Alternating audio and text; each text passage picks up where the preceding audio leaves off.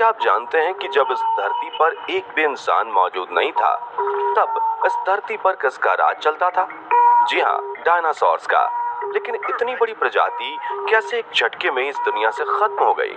ऐसा क्या हुआ जो आज डायनासोर के बाद आखिर इंसान कैसे इस धरती पर आए?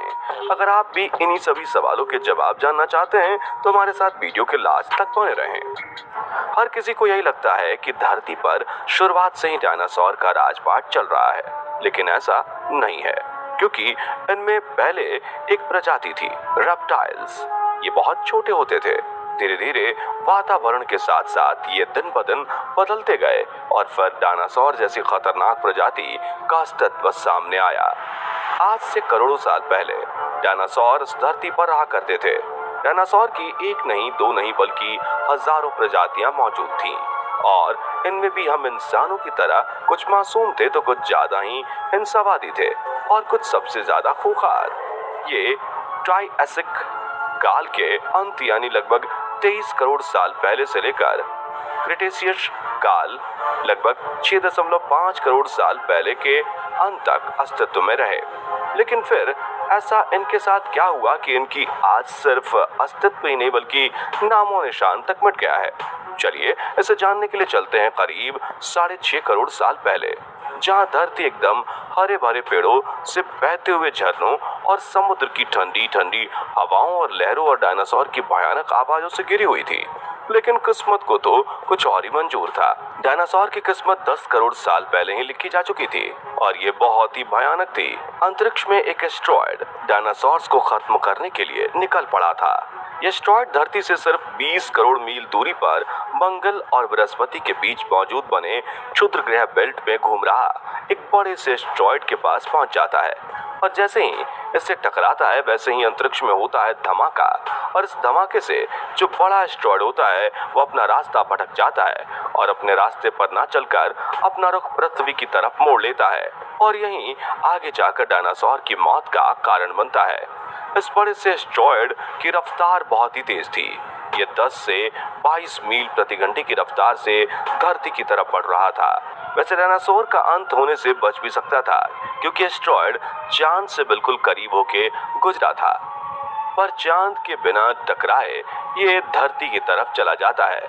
40 किलोमीटर व्यास 2 ट्रिलियन मीट्रिक टन का ये एस्टेरॉयड 22 मील प्रति घंटे की रफ्तार से डायनासोर की तरफ बढ़ रहा था। इधर डायनासोर को अपनी मौत की भनक तक नहीं थी और ये बड़े ही आराम से यहाँ धरती पर अपना जीवन गुजार रहे थे। ये एस्टेरॉयड जैसे ही धरती के करीब आया वैसे इसकी रफ्तार 70,000 प्रति घंटा हो गई और फिर जब ये एस्टेरॉयड पृथ्वी के अंदर आया तो यहाँ घर्षण की वजह से ये एक आग के गोले में बदल गया। इसके बाद जो इस ज्वालामुखी की रफ्तार थी वो भी हद से ज्यादा बढ़ गई। इसने धरती से अटलांटिक ओशन तक का सफर सिर्फ 4 मिनट में तय कर लिया और इस उल्का पिंड की इतनी गर्मी थी कि डायनासोर इसके चंगुल में फंस चुके थे। इन्हें आग की गर्मी से दिखना बंद हो गया था। फिर यह एस्टेरॉयड आकर गिरता है मैक्सिको की खाड़ी के पास। जैसे ही ये जमीन से टकराता है वैसे एक बड़ा सा धमाका होता है और इसके पास के सारे इलाके गर्मी की वजह से तबाह हो जाते हैं।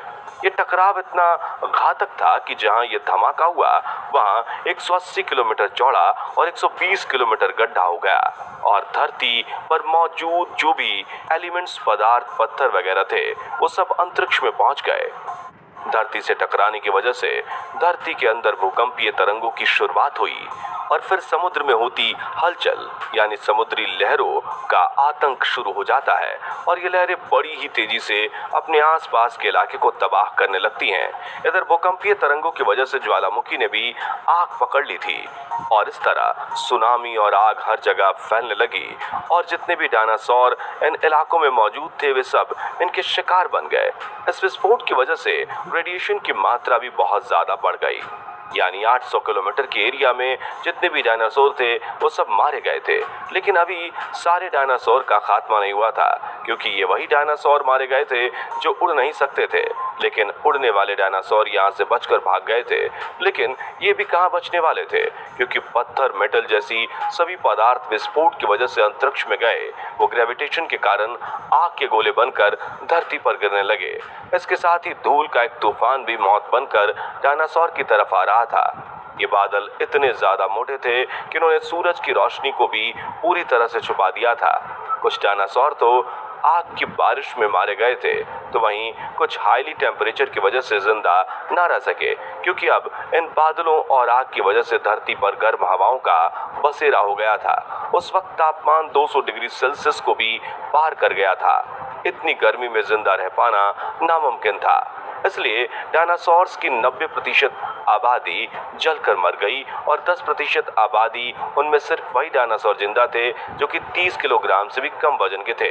लेकिन ये भी ज्यादा वक्त तक जिंदा नहीं रह सके, क्योंकि इस तबाही के बाद पेड़ पौधे सब कुछ खत्म हो चुके थे। ऐसे में इनके लिए खाना ढूंढना काफी मुश्किल भरा था। भूख की वजह से ये भी अपनी जान गंवा बैठे और इस धरती से हमेशा के लिए इनका अस्तित्व खत्म हो गया। इस विनाश से डायनासोर का नामो निशान पूरी तरह से खत्म हो चुका था।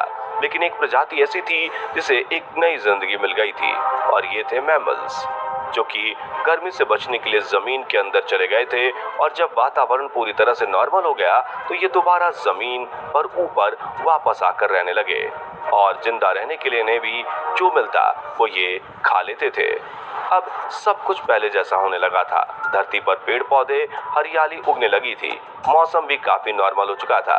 इस महाविनाश के बाद सिर्फ 5% जीव में अब बदलाव होना शुरू हो गए। लेकिन अडॉप्शन प्रोसेस की वजह से ये मैमल्स समय के साथ साथ विकसित और बड़े होते गए, और इन्हीं में से अलग अलग प्रजातियों की शुरुआत हुई।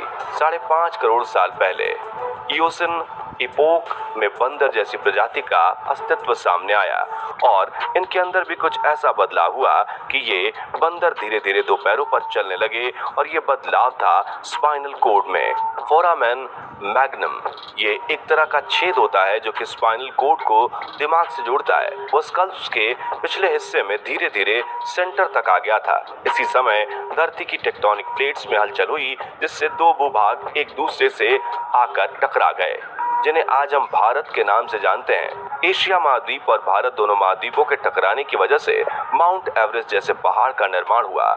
इन ऊंची ऊंची चोटियों की वजह से धरती का टेम्परेचर ठंडा होने लगा और सब कुछ धरती पर अच्छा हो गया। लेकिन फिर एक बार धरती की टेक्टोनिक प्लेट्स में हलचल हुई और मौसम पूरी तरह से बिगड़ गया, और जो हरे भरे जंगल थे वहाँ होने वाली बारिश पूरी तरह से बंद हो गई और सूखा पड़ गया। और इन्हीं जंगलों में हमारे पूर्वज बंदर रहा करते थे, जिनका नाम था पिथेकस, जो अब सूखे की वजह से पेड़ से फल पत्ते न मिलने के कारण जमीन पर उतर आए और नीचे आकर खाने पीने की तलाश करने लग गए। समय के साथ साथ एप्स में भी बदलाव हुए, और कुछ इनमें से चिंपैंजी बन गए तो कुछ इंसान। इस तरह इंसानों की शुरुआत हुई। आगे आकर यही बंदर पूरी तरह से खाने के लिए जानवरों को मारने और रहने के लिए पहाड़ों में, गुफाओं में अपने घर बनाने लगे। इस तरह धीरे धीरे ये बंदर एक इंसान के रूप में विकसित